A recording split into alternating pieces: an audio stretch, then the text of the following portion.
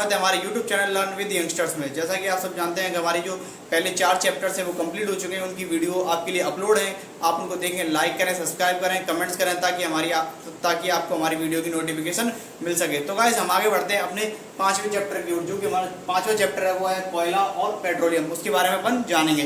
तो गाइस हम बढ़ते हैं उसके अगला जो मोस्ट टॉपिक है, उसके पॉइंट है, उसके बारे में अपन बढ़ते हैं अक्षय प्राकृतिक संसाधन। अक्षय प्राकृतिक संसाधन के बारे में अपन पढ़ेंगे। तो गाइस इसमें जो दिया गया है 2 टॉपिक है मैंने लिखे हुए हैं, अक्षय प्राकृतिक संसाधन और समाप्त होने वाले प्राकृतिक संसाधनों के बारे में पढ़ेंगे। तो हमारे जो पहला टॉपिक है उसके बारे में पढ़ते हैं अक्षय प्राकृतिक संसाधन। अक्षय प्राकृतिक संसाधन क्या है? ये संसाधन प्रकृति में असीमित मात्रा में उपस्थित होते हैं। यानी कि जो अक्षय प्राकृतिक संसाधन है ये प्रकृति में असीमित मात्रा में यानी अनलिमिटेड उपस्थित होते हैं, यानी उपस्थित होते हैं ये संसाधन जो प्राकृतिक में असीमित मात्रा में उपस्थित होते हैं और मानवीय क्रियाकलापों से समाप्त होने वाले नहीं है। जो कि हम जो मानवीय दैनिक दिनचर्या में जो क्रियाकलाप करते हैं उनसे समाप्त होने वाले नहीं है। जैसे कि सूर्य का प्रकाश और वायु। सूर्य का प्रकाश असीमित मात्रा में अगर हम अपने जीवन में दैनिक क्रियाकलापों को करते हैं या कोई भी कार्य करते हैं तो उससे ये समाप्त होने वाला नहीं है। और जो वायु है वो भी है। तो गाइस जो है अक्षय प्राकृतिक संसाधन है वो वे संसाधन जो प्राकृतिक मात्रा में असीमित रूप से पाए जाते हैं और जो कि मानवीय क्रियाकलापों एवं मानवीय क्रियाओं द्वारा समाप्त नहीं हो सकते, उन्हें क्या कहते हैं? अक्षय प्राकृतिक संसाधन कहते हैं। क्या कहते हैं? अक्षय प्राकृतिक संसाधन कहते हैं। इसके 2 उदाहरण है सूर्य का प्रकाश एवं वायु। ये आपसे एक पर डेफिनेशन के रूप में 1 नंबर की डेफिनेशन के रूप में आपसे पूछा जा सकता है कि अक्षय प्राकृतिक संसाधन क्या है, क्या अक्षय प्राकृतिक संसाधन किसे कहते हैं, इसके उदाहरण बताइए। जो हमारा अगला टॉपिक है वो है समाप्त होने वाले प्राकृतिक संसाधन। समाप्त होने वाले प्राकृतिक संसाधन हमारे कौन से हैं उनके बारे में पढ़ेंगे, इसकी डेफिनेशन जानेंगे और इसके कुछ उदाहरण भी उनके बारे में भी अपन जानेंगे। तो वे संसाधन जो प्रकृति में सीमित मात्रा में पाए जाते हैं, वे संसाधन जो प्रकृति में सीमित मात्रा में पाए जाते हैं जो मानवीय क्रियाकलापों द्वारा समाप्त हो सकते हैं। यानी वे संसाधन जो प्राकृतिक है उसमें सीमित मात्रा में यानी लिमिट में पाए जाते हैं और उनको मानवीय क्रियाकलापों द्वारा नष्ट हो सकते हैं यानी समाप्त हो सकते हैं। उन्हें क्या कहते हैं? समाप्त होने वाले प्राकृतिक संसाधन कहते हैं। क्या कहते हैं? समाप्त होने वाले प्राकृतिक संसाधन कहते हैं। जैसे कि उदाहरण है इसके वन, खनिज, कोयला, पेट्रोलियम। इसके 4 उदाहरण है, वन, खनिज, कोयला, पेट्रोलियम। जैसे कि वन्य जीव, पेड़ पौधे आदि हैं। सॉरी पेड़ पौधे नहीं आएंगे इसमें उदाहरण है वन, खनिज, कोयला, पेट्रोलियम एवं वन्य जीव। और वन में पेड़ पौधे शायद आ ही जाएंगे इसमें। तो गाइस जो अपने जो 2 टॉपिक हैं उनको मैं दोबारा से रिवाइज कराता हूँ आपके लिए। अक्षय प्राकृतिक संसाधन, वे संसाधन जो प्रकृति में असीमित मात्रा में पाए जाते हैं और जो कि मानवीय क्रियाकलापों द्वारा समाप्त नहीं हो सकते, वो होते हैं अक्षय प्राकृतिक संसाधन। जिसका उदाहरण है सूर्य का प्रकाश एवं वायु। जो हमारे जो अगला बिंदु है वो है समाप्त होने वाले प्राकृतिक संसाधन जो प्रकृति में सीमित मात्रा में पाए जाते हैं और जो मानवीय क्रियाकलापों द्वारा समाप्त हो सकते हैं या समाप्त हो रहे हैं उनको समाप्त होने वाले प्राकृतिक संसाधन कहते हैं। जैसे उदाहरण है वन, खनिज, कोयला, पेट्रोल। अवशेष जीवाश्म से होते हैं यानी जो सजीव प्राणियों के जो मृत अवशेष होते हैं अपन उनको जीवाश्म बोलते हैं। क्या बोलते हैं? अपन उनको जीवाश्म बोलते हैं। अतः इसे जीवाश्मी ईंधन कहते हैं। क्या कहते हैं? इसे जीवाश्मी ईंधन कहते हैं। जो जीवाश्म शब्द है ना उससे ही पता चल रहा है जीवाश्म यानी जीवों पर आश्रित होने वाले जो ईंधन है वो है जीवाश्म। वो क्या कहलाते हैं? जीवाश्मी ईंधन कहलाते हैं। सजीव प्राणियों से मृत अवशेष उसे क्या बोलते हैं? जीवाश्म बोलते हैं। और इन्हें क्या बोलते हैं? जीवाश्मी ईंधन कहते हैं। क्या कहते हैं? जीवाश्मी ईंधन कहते हैं। तो अब हम बढ़ते हैं अपने अगले टॉपिक की ओर, वो की है जो हमारा कोयला। कोयले के बारे में बताते हैं हम आपके लिए। कोयला लगभग 300 मिलियन वर्ष पूर्व पहले जब प्राकृतिक आपदाओं के कारण जब बाढ़ द्वारा जब मृत पेड़ पौधे एवं जीव जंतु जो मिट्टी के नीचे दब गए थे ना और अत्यधिक मिट्टी के नीचे दब जाने के कारण उच्च ताप एवं उच्च दाब के कारण वह धीरे धीरे कोयले में परिवर्तित होने लगे। और जिस प्रकार जो पहला उनका रूप था कार्बन, और वो कार्बन में आए, थोड़ा थोड़ा और परिवर्तित होने, कार्बनीकरण के द्वारा वह कोयले के रूप में परिवर्तित होने लगे। तो उसी प्रकार ये कोयले का निर्माण हुआ। अपन कोयले के बारे में पढ़ेंगे। जो कोयला है इसमें मैंने कुछ इंपॉर्टेंट पॉइंट्स लिखे हैं, आपको इनके बारे में मैं बताऊंगा। तो हमारा जो पहला पॉइंट है यह पत्थर जैसा कठोर एवं काले रंग का होता है। यह पत्थर जैसा कठोर एवं काले रंग का होता है। कोयला आपने देखा होगा उसके बारे में, जो खनिजों से खनन के द्वारा प्राप्त किया था उस कोयले के बारे में। यह पत्थर जैसा कठोर होता है और काले रंग का होता है। यह काले रंग का होता है। और अगला बिंदु है जो हमारा खाने पकाने में आने वाले ईंधनों में कोयला एक है। जब हम खाना पकाते हैं उनमें आने वाले ईंधनों में से एक कोयला है। क्या है? कोयला है। जो हमारा अगला बिंदु है वो है रेल इंजनों में भाप बनाने में किया जाता है। जो पहले भाप वाले इंजन चलते थे ना, जो भाप रेल इंजन चलते थे उनमें कोयले का उपयोग किया था ताकि भाप बन सके। जो हमारा अगला बिंदु है वो है इसका उपयोग तापीय शक्ति यंत्रों में विद्युत उत्पन्न करने के लिए किया जाता है। जो तापीय शक्ति यंत्र होते हैं ना, उनमें कोयले का उपयोग विद्युत उत्पन्न करने में किया जाता है। किसके लिए किया जाता है? विद्युत उत्पन्न करने के लिए किया जाता है। इन पॉइंटों को मैं आपको वापस से रिवाइज करता हूँ। जो कि हमारा मुख्य बिंदु था वो था सजीव प्राणियों में मृत अवशेष जीवाश्म होते हैं। यानी जो सजीव प्राणियों जो मृत अवशेष होते हैं वो जीवाश्म कहलाते हैं। क्या कहलाते हैं? जीवाश्म कहलाते हैं। अतः इन्हें जीवाश्मी ईंधन कहते हैं। क्या कहते हैं? जीवाश्मी ईंधन कहते हैं। जो हमारा अगला बिंदु था वो था कोयला। कोयले के बारे में बताया था। लगभग 300 मिलियन वर्ष पहले जो प्राकृतिक आपदाओं, जो बाढ़ जैसी आपदाओं के कारण जो मृत जीव जंतु एवं पेड़ पौधे थे वे अत्यधिक मृदा के नीचे दब जाने के कारण उच्च ताप एवं उच्च दाब के कारण वे धीरे धीरे कोयले में परिवर्तित होने लगे। इस प्रकार कोयले का निर्माण हुआ। और कोयले की जो मैंने विशेषता है वो उनके बारे में बताया मैंने। यह पत्थर जैसे कठोर एवं काले रंग का होता है। इसे खाना पकाने में उपयोग होने वाली ईंधनों में से एक है जो कि कोयला है। रेल इंजनों में भाप बनाने में कोयले का उपयोग किया जाता है। इसका उपयोग तापीय संयंत्रों में विद्युत उत्पन्न करने में भी कोयले का उपयोग किया। कार्बन होता है। जो कोयला होता है ना, उसमें मुख्य रूप से क्या होता है? कार्बन होता है। कोयले में मुख्य रूप से कार्बन होता है। आप इसको याद कर लीजिए। आपसे ये पूछा भी जा सकता है कि कोयले में मुख्य रूप से क्या पाया जाता है, तो आप इसका आंसर देंगे कार्बन। क्या होता है? कार्बन होता है।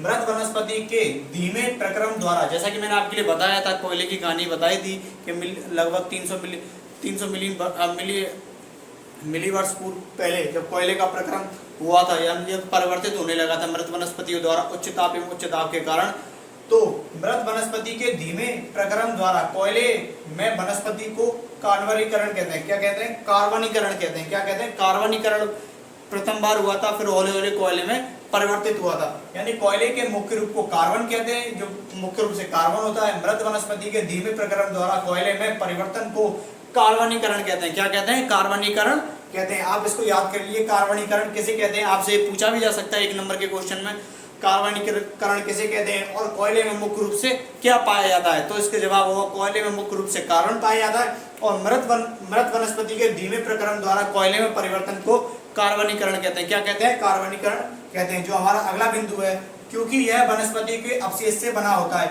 और कार्बनीकरण क्यों कहते हैं, इसका आप जवाब दे सकते हैं क्योंकि यह वनस्पति के अवशेषों से बना हुआ। किससे बना हुआ? वनस्पति के अवशेषों से बना हुआ।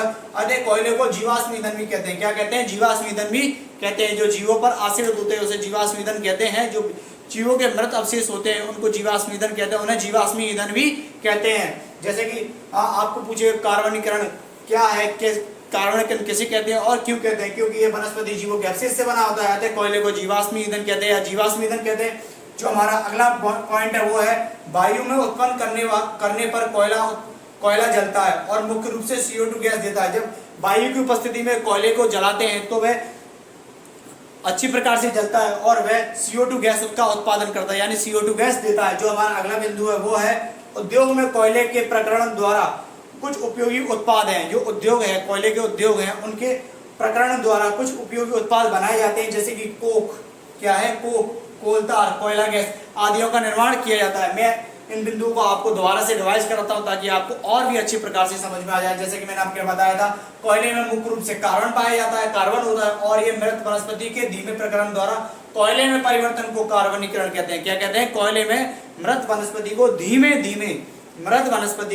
धीमे कोयले में परिवर्तन होने की प्रक्रिया कार्बनीकरण कहलाती है। और यह क्यों परिवर्तित होते हैं? क्योंकि यह वनस्पतियों के अवशेष से बने होते हैं, इसलिए इसे कार्बनीकरण कहते हैं। अतः कोयला जीवाश्म ईंधन है या जीवाश्म ईंधन है और ये कोयला वायु की उपस्थिति में अच्छी प्रकार से जलता है और ये CO2 गैस का उत्पादन करता है। उद्योग में कोयले के प्रकरण द्वारा कुछ उपयोगी उत्पाद बनाए जाते हैं, जैसे कोक, कोलतार, कोयला गैस आदि का निर्माण। जो कोयले का पार्ट है वो है कोक के बारे में अपन जानेंगे और पढ़ेंगे। इसके बारे में जो हमारा इसमें जो इम्पोर्टेंस टॉपिक हैं, जो इम्पोर्टेंस बिंदु हैं, उसके बारे में मैंने इसमें नोट कर दिए हुए हैं, हम इनको पढ़ेंगे। यह एक कठोर, सरंध्र और काला पदार्थ होता है। जो कोक होता है, कोयले का जो दूसरा पार्ट होता है कोक, जो एक कठोर एवं सरंध्र एवं काला पदार्थ होता है। इसमें कोक में छोटे छोटे सरंध्र यानी छोटे छोटे छिद्र पाए जाते हैं और ये काला पदार्थ होता है। यह कार्बन यह कार्बन का लगभग शुद्ध रूप होता है, और यह कार्बन का लगभग शुद्ध रूप होता है। आपसे ये क्वेश्चन पूछा जा सकता है कि कार्बन का शुद्ध रूप क्या है। कार्बन का शुद्ध रूप है कोक। क्या है? कोक। कार्बन का शुद्ध रूप कोक होता है। कोक का उपयोग इस्पात के औद्योगिक निर्माण और बहुत से धातुओं के निष्कर्षण में भी किया जाता है। यानी जो कोक का निर्माण है, जो इस्पात से निर्मित जो औद्योगिक निर्माण होता है, यानी इस्पात से कुछ वस्तु का निर्माण किया जाता है, उनमें किया जाता है, और बहुत से धातुओं के निष्कर्षण में भी कोक का उपयोग किया जाता है। जो हमारा अगला बिंदु है वो है कोलतार। कोलतार के बारे में अपन पढ़ेंगे। कोलतार क्या है? यह एक अप्रिय गंध वाला काला गाढ़ा द्रव है। यह एक जो कि अप्रिय गंध, यानी इसकी गंध अच्छी नहीं है, अप्रिय नहीं, सुगंधित नहीं होती है, लेकिन यह काला गाढ़ा द्रव होता है। क्या होता है? काला गाढ़ा द्रव होता है, और इसकी अप्रिय गंध, इसकी गंध होती है जो सुगंधित नहीं होती है।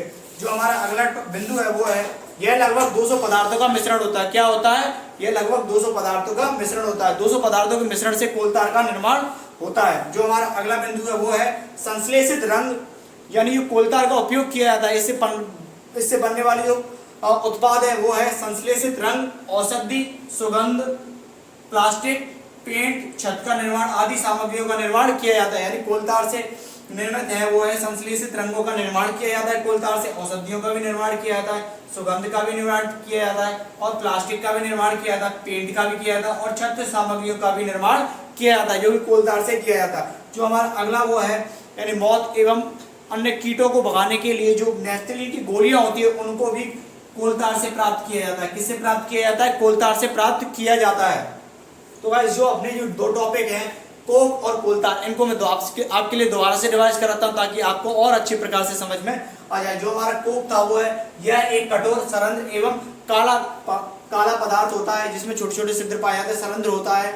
यह कार्बन का लगभग शुद्ध रूप होता है। कार्बन का लगभग शुद्ध रूप क्या होता है? कोक होता है। कोक का उपयोग इस्पात के औद्योगिक निर्माण में किया जाता है। यानी जो इस्पात का जो औद्योगिक निर्माण, यानी उसमें इस्पात से निर्मित वस्तुओं का उत्पाद होते हैं, उनमें कोक का उपयोग किया जाता है, और बहुत से धातुओं से निष्कर्षण में कोक का उपयोग किया जाता है। जो हमारा अगला बिंदु था वो था कोलतार। यह अप्रिय गंध, यानी इसकी जो गंध होती है वो सुगंधित नहीं होती है, अप्रिय गंध होती है, और एक काला गाढ़ा द्रव पदार्थ होता है। यह जो काला और गाढ़ा होता है, ये लगभग 200 पदार्थों का मिश्रण होता है। कितने? 200 पदार्थों का मिश्रण होता है। इससे निर्माण होने वाले उत्पाद है संश्लेषित रंग, औषधि, सुगंध, प्लास्टिक, पेंट, छत निर्माण सामग्री आदि हैं। और इससे नेफ्थलीन गोली, जो मौत एवं कीटों को भगाने के लिए जो गोलियों को, औषधियों का उपयोग किया जाता है, नेफ्थलीन की गोलियों, वो भी कोलतार से प्राप्त। कोयला गैस के बारे में अपन पढ़ेंगे।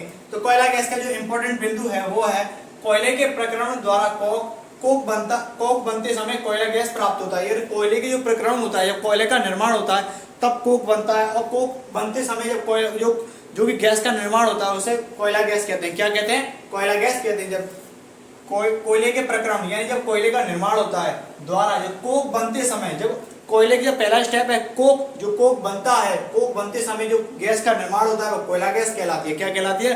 कोयला गैस प्राप्त होती है, वो कोयला गैस कहलाती है। जो हमारा अगला बिंदु है वो है पेट्रोलियम। पेट्रोलियम के बारे में अपन जानेंगे। जैसा कि आप सब अपने आधुनिक युग में देख रहे हैं, मोटरसाइकिलों एवं कारों एवं बसों आदियों के लिए जो भी ईंधनों की आवश्यकता होती है वो पेट्रोलियम पदार्थ होते हैं, जिनका उपयोग गाड़ियों के संचालन एवं उनके लिए किया जाता है, वाहनों के अनुसंधानों के लिए उपयोग किया जाता है। जो कि इसमें जो पॉइंट है मैं आपके लिए बताता हूँ, ये ईंधन प्राकृतिक स्रोत से प्राप्त होते हैं। जो कि ये पेट्रोलियम पदार्थ है वो प्राकृतिक स्रोतों से प्राप्त होता है, जिसे पेट्रोलियम कहते हैं। जिसे क्या कहते हैं? पेट्रोलियम कहते हैं। ये ईंधन प्राकृतिक स्रोतों से प्राप्त होते हैं, जिसे क्या कहते हैं? पेट्रोलियम कहते हैं। और इसका जो इंपॉर्टेंट बिंदु है वो है पेट्रोलियम शब्द की उत्पत्ति। पेट्रोलियम शब्द की उत्पत्ति पेट्रा यानी चट्टान एवं ओलियम यानी तेल से हुई है।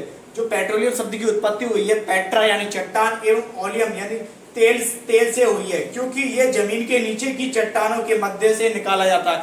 क्योंकि यह जमीन के नीचे की जो चट्टानें होती हैं उनके मध्यों से निकाला जा सकता है। आपसे पूछ सकते हैं कि पेट्रोलियम शब्द है की उत्पत्ति कैसे हुई, क्या उन शब्दों के क्या उपयोग है और क्यों हुई?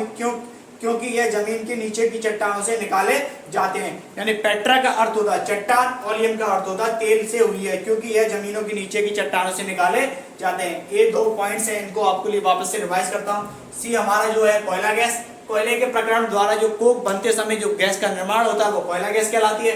जिस प्रकार जैसे कि पहले जब कोयले का निर्माण होता है पहले कोक बनता है, क्या बनता है, कोक के बाद कोयल तार, क्या बनता है, कोल तार। उसके बाद कोयला गैस का निर्माण होता है, कोयला गैस होती है, कोयला गैस। तो तभी इन तीनों स्टेप्सों के होने के बाद क्या बनता है, कोयला बनता है। क्या बनता है, कोयला बनता है। जब कोक बनते समय जब गैस उत्पन्न होती है उसे क्या कहते हैं, कोयला गैस उत्पन्न होती है, कोयला गैस प्राप्त होती है, उसे कोयला गैस कहते हैं। जो हमारा अगला टॉपिक है वो है पेट्रोलियम। ये ईंधन प्राकृतिक स्रोत होते हैं जिसे पेट्रोलियम कहते हैं। क्या कहते हैं, पेट्रोलियम कहते हैं। जो पेट्रोलियम है, पेट्रोलियम शब्द की उत्पत्ति पेट्रा यानी चट्टान, ओलियम यानी तेल से हुई है, क्योंकि यह जमीन के नीचे की चट्टानों से के मध्यों से निकाला जाता है, इसीलिए क्या कहते हैं, इसे पेट्रोलियम कहते हैं। क्या कहते हैं, पेट्रोलियम कहते हैं। तो गाइस आज के लिए इतना ही। हम मिलेंगे आपसे अगली वीडियो में, जो इसका पेट्रोलियम कैसे प्राप्त होता है, पेट्रोलियम के बारे में और भी जानेंगे। तो गाइस वीडियो को ज़्यादा से ज़्यादा लाइक करें, हमारे चैनल को सब्सक्राइब करें और कमेंट्स करके बताएं, ताकि हम आपके लिए जो हमारी वीडियोस में जो आपके लिए इस चैप्टर में कोई प्रॉब्लम हो, हमारी वीडियोस में अगर आपको कोई कमी देखे तो कमेंट्स करके बताएं, ताकि हम आपके